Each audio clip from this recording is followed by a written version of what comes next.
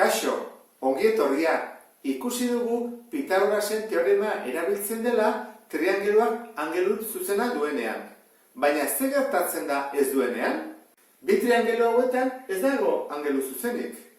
Egingo duguna izango da bere formula erabili eta ikusi ze gertatzen den. Lehenengo triangeluan zein da luzeena? 9, ezta? 6 eta 5 motzagoak dira. Orduan, hori izango litzateke guretzako hipotenusa bezala. Orduan, jarriko duguna izango da. Haren lekua 9, berbi, berdin.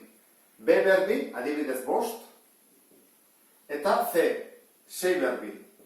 Pentsatu zauek, katetoan lekuan daudela. 9 berbi, 81. 5 berbi, 25. 6 berbi, 26. Zenbat da 25 eta 26? Bat, 71. Berdinak aldira, ez da betetzen.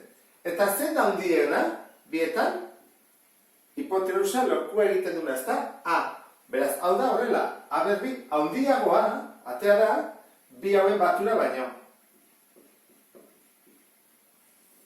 Horrelakotan, triangelu izaten da kamutsa.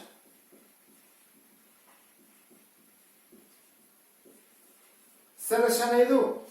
Angelu bat dela 90 gradu, baina handiagokoa.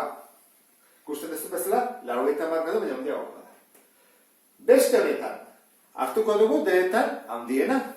7, ze 5 eta 6 txikiagoa dira. Berdin egingo dugu, 7 berbi, berdin, eta B eta C karatuak. 5 berbi, eta 6 berbi. Biak berdinak dira ezta? 49, berdin, 25. 26, 49 berdin, 71, noski ez da berdina. Zein da horren handiena? Bi katetoen lekuan daudenak, ezta?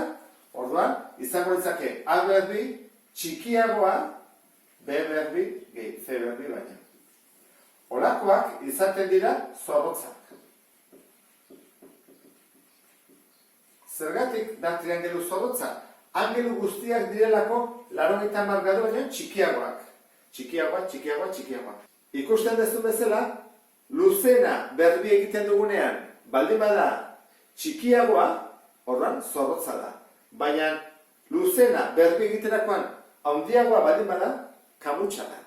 Triangeluak 90 gradu ez duenean, erabili daiteke formula hau bakarrik konprobatzeko kamutsa den edo zorrotza den. Honekin bukatzen dut, beste bat arte, agur.